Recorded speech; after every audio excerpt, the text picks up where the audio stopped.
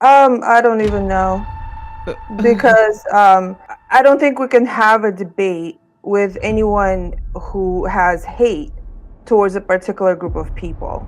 So I don't think it's really productive. It's not going to be productive in any way. okay. All right. Well, can I chime Is she in? I saying want to me in go. particular? Hmm. Is she talking about I have a hate for a particular group of people? Absolutely. Who do I have a hate for? I don't have a hate for any group of people. What did you say about Israel? I think the Israeli government is evil.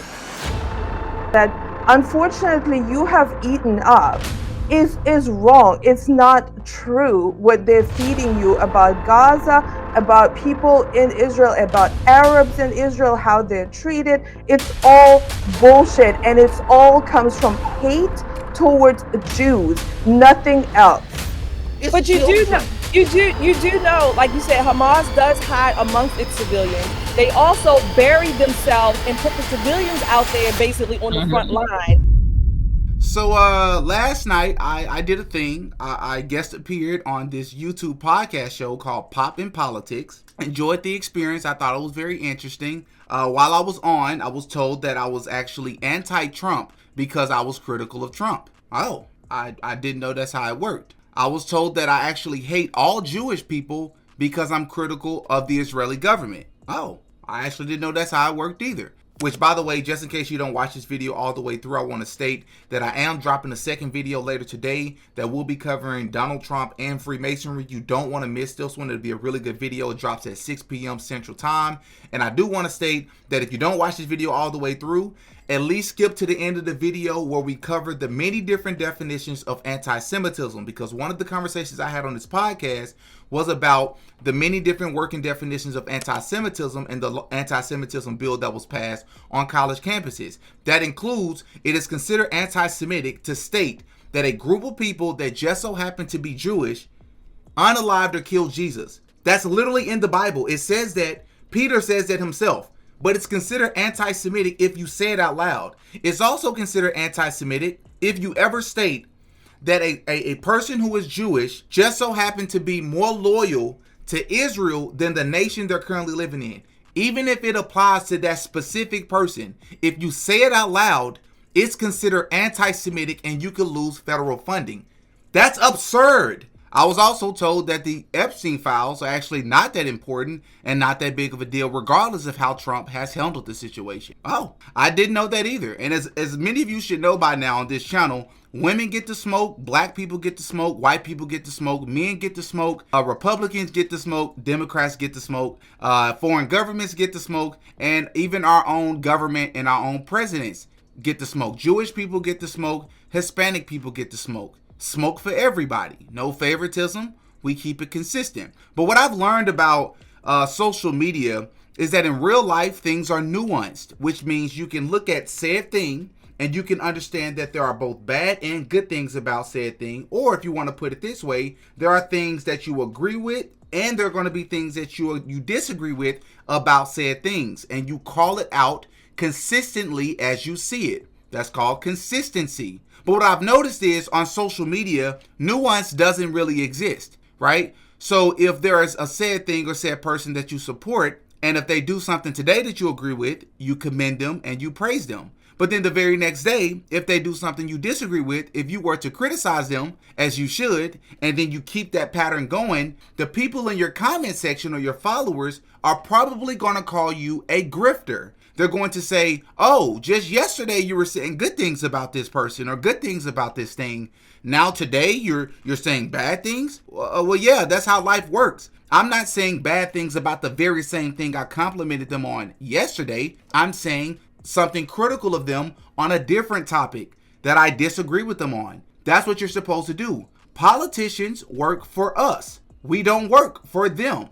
We don't owe loyalty to any politicians. They owe loyalty to us. They present these policies that we said that we agree with, and we elect you into office to follow through with said policies. If we feel like you are not following through with said promises, or if we feel like you're not going about it the right way, we hold you accountable. That's what a democracy is. That's what we're supposed to do. I've noticed that we don't do that. So let's talk about this interaction that I had on Pop in Politics. I'm watching their show a few days ago, and I noticed that they're always praising Trump. And I'm saying, why are they never really ever critical of him? Like, Trump can do something. I think Trump is worthy of criticism just about every week for something. As you know, they're conservative leaning, by the way. I'm conservative leaning. I follow Jesus Christ. They claim to follow Jesus Christ as well, from my understanding. Please forgive me if you see this and I got that wrong, but that's my understanding. While I was watching their show, I actually respect them. So I said, I'm gonna reach out to them and see if they'll have me on the show, because I don't want to just assume, but it just seems like almost what the left says about people who follow Trump. They have this blind allegiance when it comes to him, and you only praise him. Where's the criticism? Like, where are you holding him accountable? Because you can't be agreeing with every single thing this man has done, especially when it's come to the Epstein files and other things as well that's been taking place in this country. But I digress. So I reach out. They agree to have me onto their show. I'm grateful. What I was told to do was to send them an email beforehand listing out just 2 or 3 points of things that I disagree with them on, so that I can discuss it when I come onto the show. They've shared a few things about Candace Owens and Candace Owens' positions when it comes to Trump that are complete lies. Like, it's just respectfully, it just hasn't been true. So it's not even me coming on to defend Candace Owens, so to speak. I'm coming on to defend the truth. If you're going to be against something or someone, be truthful about the situation. So I did just that. I sent them an email. I told them what I had my disagreements or what my differing in opinions lied. And then I received an email maybe an hour or two before it was time for me to come on last night, letting me know that I would have about a 15 or 20 minute slot during their live show last night where we would all discuss said disagreements. Got it. And there are 4 people that are on the show. So if there's going to be 5 people total speaking, and I'm only on the show for 15, 20 minutes at 8:30, scheduled for 8:30, then I'm probably only going to get to speak 3 to 5 minutes tops. So I already have my points prepared. They told me in the email beforehand, be succinct in your replies.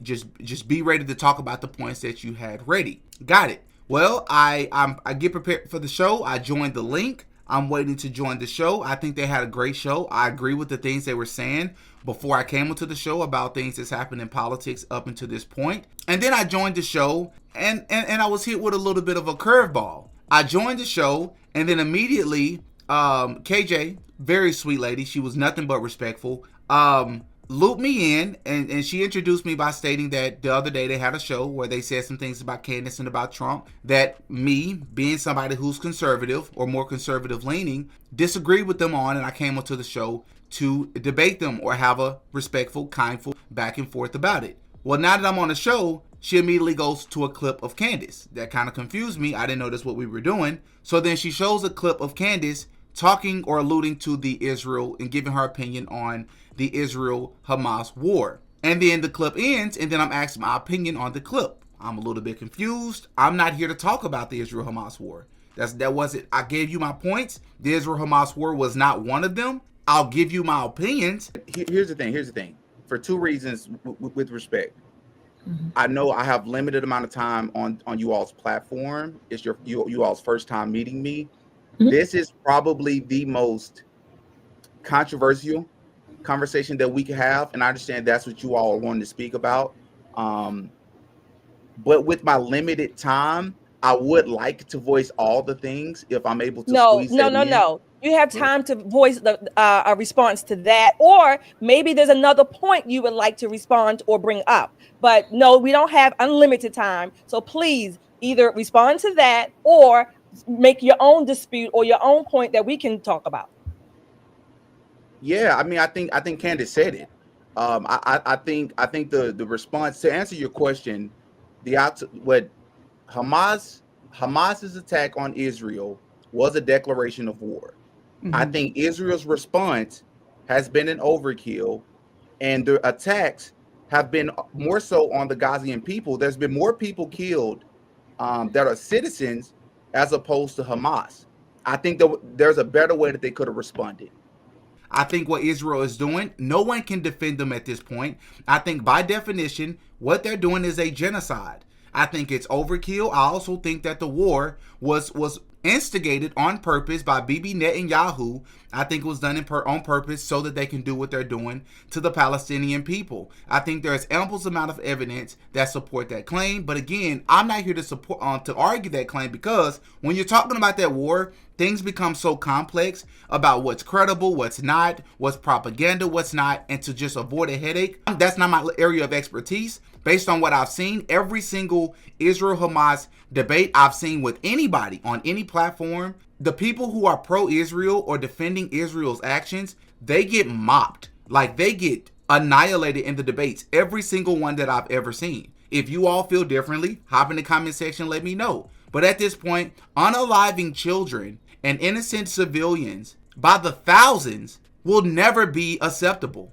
I don't care where you are. Well, they're asking my opinions on this. I'm a little bit taken aback. This is not while I'm on the show, but I'll answer this real fast. I'll give you my overarching synopsis of what I think about the war. And I'm continuously being asked additional questions about the war. That's not while I'm on the show. I've told I have a limited amount of time. I want to get to the things that I want to talk about, because there's been a lot of misinformation and respectfully flat out lies that you all have been saying about some of the things that Trump has either done or not done, and some things that, and Candace's position on a few things. I would just like to debate that. Well, the second curveball I received was when KJ, who I believe is maybe the host or the leader of the show, called on one of her co-members. I believe her name is Yana. Forgive me if I'm getting that wrong. And I don't know, but I'm going to go out on a limb and say that I believe that Yana may be Jewish. I wanted to ask her that question. I never got an answer. But KJ calls on her and she says, all right, KJ, I want to get you up in here and get your thoughts on what Candace had to say and what Didi had to say as a response.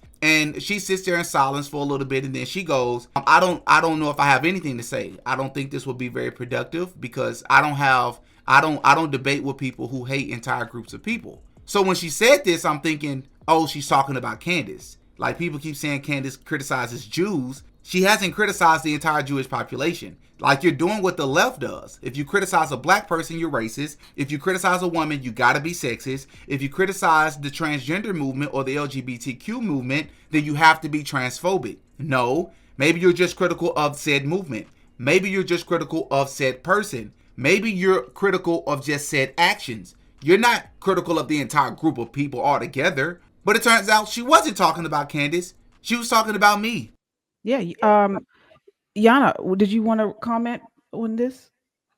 I don't even know, because I don't think we can have a debate with anyone who has hate towards a particular group of people.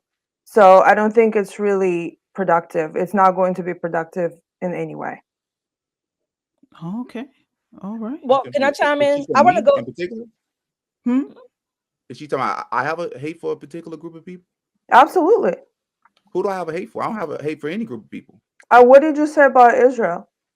I think the Israeli government is evil. And what? Why would you think that? Oh, I think their response to Gaza, I mean, we could just keep it here. The response to Gaza alone has been overkill. What should their response have been? Well, before we do that, before we get into that, let's talk about that. So, and I mean, I want to just another point. The thing is that when you have to make a decision on who to support, you support what you support. So, for example, in case of the United States, if you want the United States to be safe, you support the United States and its actions. Same way that, if I want Russia to be safe, I support Putin's decisions when it comes to safety of Russia. If you want Israel to be safe and Israeli people, if that's who you support, and if something like that happens, like what happened on October 7th and any other times in history, this is who you support. And I was just in Israel, so please do not tell me about overkill. It's ridiculous. All this propaganda that unfortunately you have eaten up is wrong. It's not true what they're feeding you about Gaza, about people in Israel, about Arabs in Israel, how they're treated. It's all bullshit, and it's all comes from hate towards Jews, nothing else. Right. And I just want to add, are we just going to ignore the fact that Israel was sending leaflets and messages to people's phones to leave the area?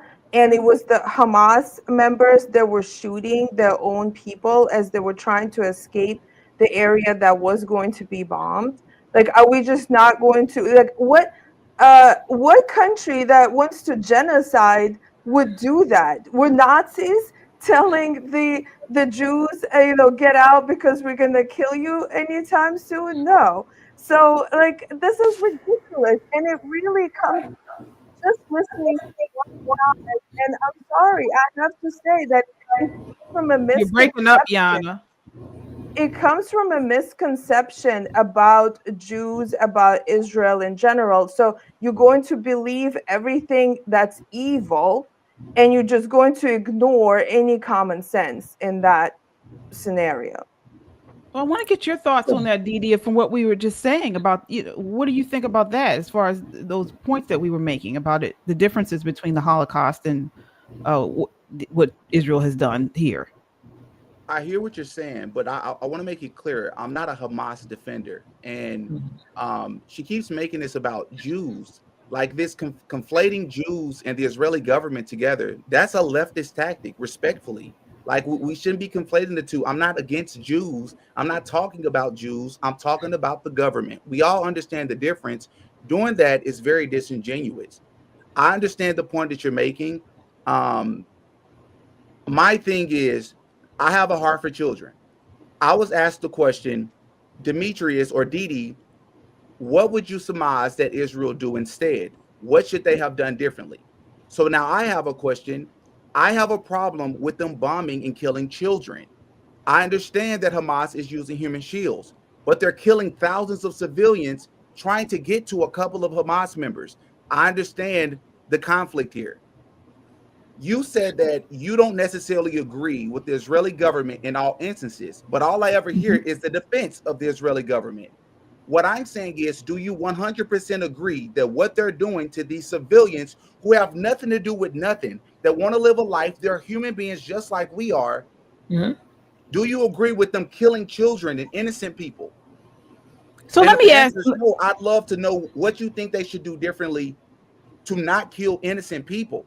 I go, like, we all sit in silence. Her co-members are sitting in silence. And I go, wait, like, are you talking about me or Candace? She was like, no, you. I was like, me? I don't hate any group of people. What group of people do I hate? And she was like, oh, well, clearly you hate Jews. Oh my God, here we go with this. No, I do not hate Jewish people. When did I ever say that? This is what the left does. How is this any different? The right on anti-Semitism on the right is the left's version of racism, sexism, and the rest of the isms. It's no different. What are you talking about here? I don't hate Jewish people. And then KJ went on to say, well, Candace has explicitly said that she hates Jewish people, and she's been saying Jewish people are Satanists and they're of the synagogue of Satan. Candace Owens has never said that. And what's ironic about all of this is that Candace Owens literally almost married a Jewish man. Candace Owens used to work for the Daily Wire, which was ran by Ben Shapiro. Candace Owens used to work for PragerU, which is literally a Zionist organization. Candace Owens then went on to work for another organization for 2 years that was ran by Jewish members. This is silly. She has Jewish people on her team that helps her put these videos together.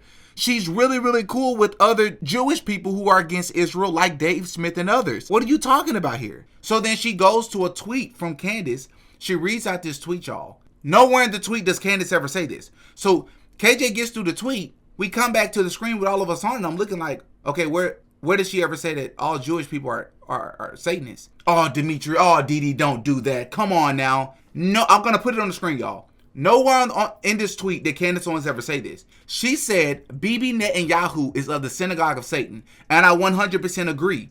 That man is wanted for war crimes in multiple different places. By the way, a lot of the citizens of Israel do not like Bibi Netanyahu. By the way, the moment that he is no longer in a war, he has to go to trial to answer to the crimes that he's wanted for. But once again, that's not even while I'm on the show. So then she goes to a clip of Candace Owens. Once again, they're constantly going to other things. So I stopped them early and I said, hey, listen, I understand you all want to talk about this, but I understand I have a limited amount of time on the show. I want to make sure that I'm able to get to these things. And then Shelly, another member of the show, goes, oh, no. Yeah, you're right. We don't have unlimited time, but I want you to address this. Talk about the war. Talk about Candace's position. I'm not Candace Owens. I'm here to defend other points. This was not one of them. And I've talked about this with you all in the past, but Candace Owens has been making a lot of claims about the Macron family in France. Well, the Macron family has responded and is now suing Candace Owens.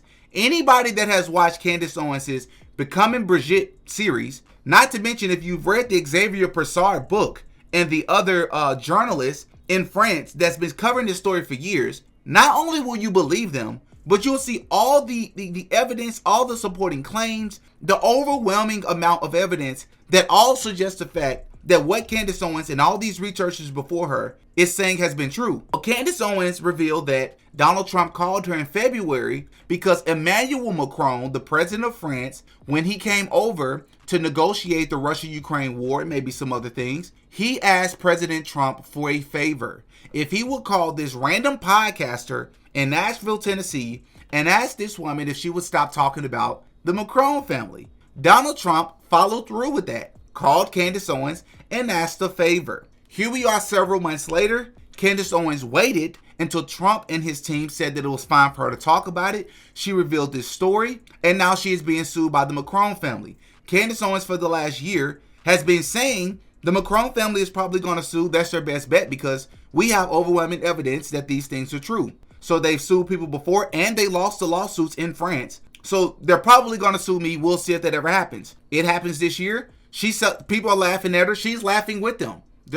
She's celebrating with them because she predicted this. Well, Candace Owens at one point said that it's very, very telling that Donald Trump, J.D. Vance, has said nothing about it. They're very much so aware about it. And now they're aware of the fact that a sitting president in another country is suing an American citizen for saying things about them that they deem to be defamatory. The fact that Trump hasn't even addressed it is his silence has been very loud. The Pop in Politics crew says Candace Owens has been criticizing Trump, has been disloyal to Trump. Remember what I said, you are never supposed to be loyal to a politician, y'all. They said since she's been disloyal to Trump, she should not now expect Trump to come save her. Candace Owens has never asked Trump to come save her. She said the fact that he hasn't said anything about it, because this is ludicrous what they're doing, at least address it. He hasn't even said anything about it. But the Pop in Politics crew said Trump has been too busy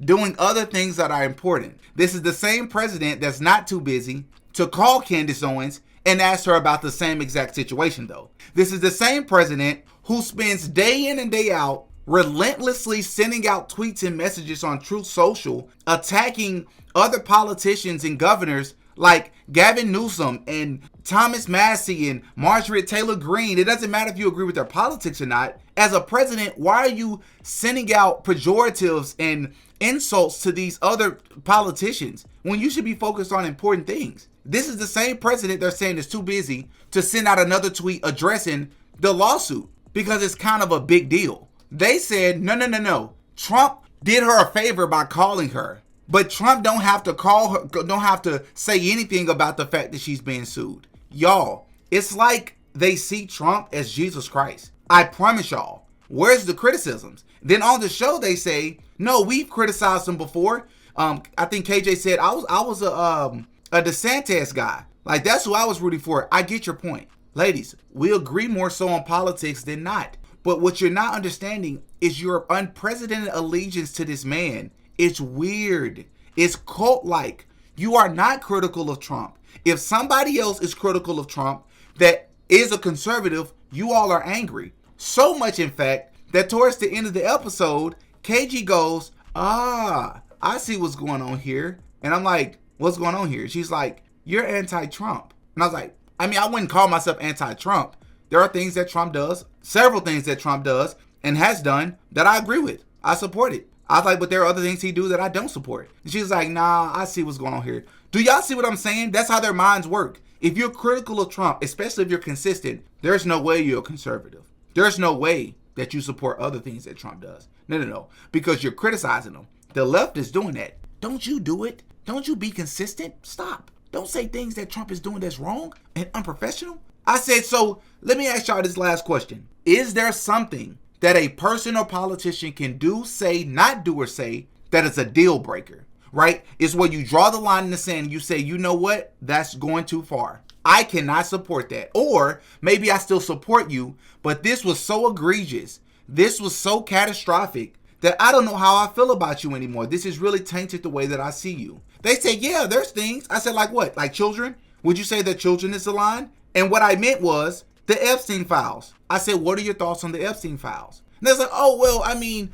KJ goes, well, I got, ladies, I will say this. It's like she didn't even want to be honest about this part. She's like, well, I will say this. I did say that Pam Bundy should be fired for the way that she's handled it. Hold up. It's not just Pam Bundy. Who's Pam Bundy's boss? Why is Trump always getting excused or made exempt from things? When are you holding the boss responsible or accountable? If it was Biden in the same position, we all would not shut up about it. The way that the left ignored the fact that this man had dementia, everybody in the country could see it. He was losing his mind. A lot of times he was falling asleep doing meeting, falling up, going upstairs, even though Trump felt going upstairs too, or coming downstairs. We thought that was ludicrous. If this was Biden in the same position, you all would not shut up about it. But it's Trump in that position. So now all of a sudden, it's not Trump. It's Pam Bundy. It's Kash Patel. It's Dan Bongino. It's these other people. What about Trump? Trump called you all weaklings. When I said that Trump called his own supporters weaklings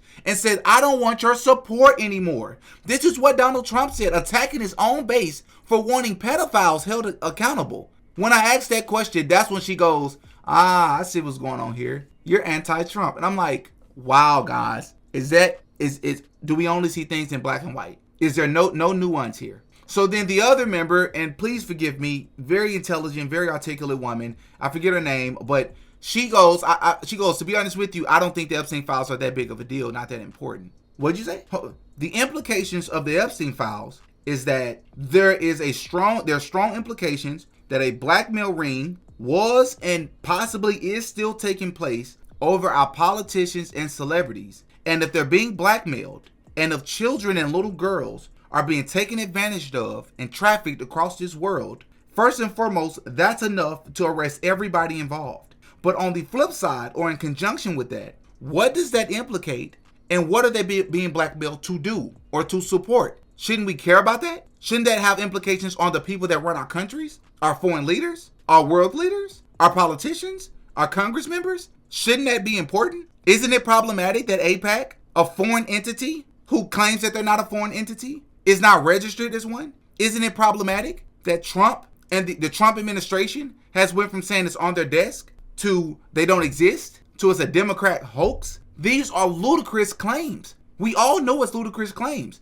And the fact that you're downplaying the amount of Trump supporters that are not feeling this Israel war, the amount of Trump supporters that are not feeling the way he went about handling these Epstein files so much, in fact, they're turned off to him. They surprisingly are not blind. They are holding him accountable. And it's a good thing to see. It doesn't mean that they hate everything that he does. But instead, I'm trying to get the points across talking to 4 different people at once. Very, very difficult thing to do. Wasn't able to respond to all these claims. Like, for instance, KJ said she's been in many fights throughout her childhood before, and she fought a girl one time all up the street, all up and down the street. And sometimes when you fight, casualties happen. This was supposed to be a response to how all these innocent people are being unalived in Palestine. The problem with her claims is that the people that you're fighting in your analogy are the people that you got smoke with.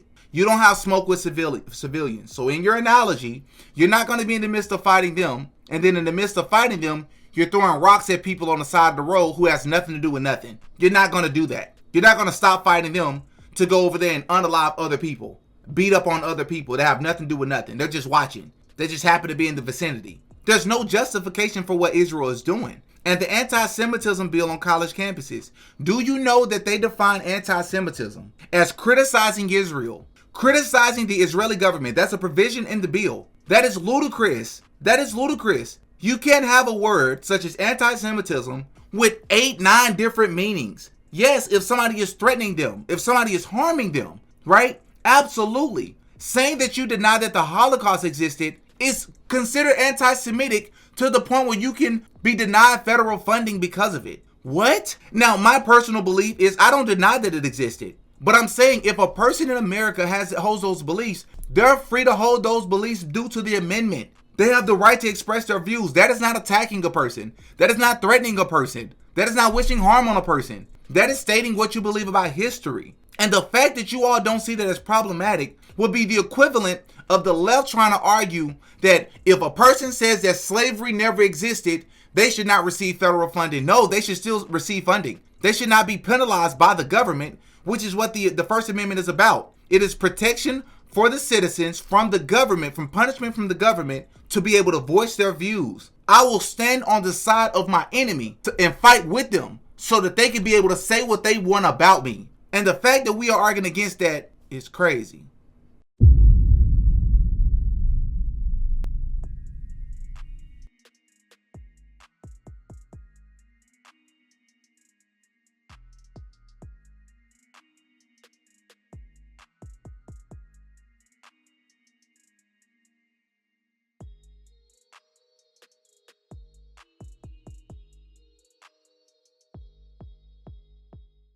Oh yeah, Diddy got a podcast.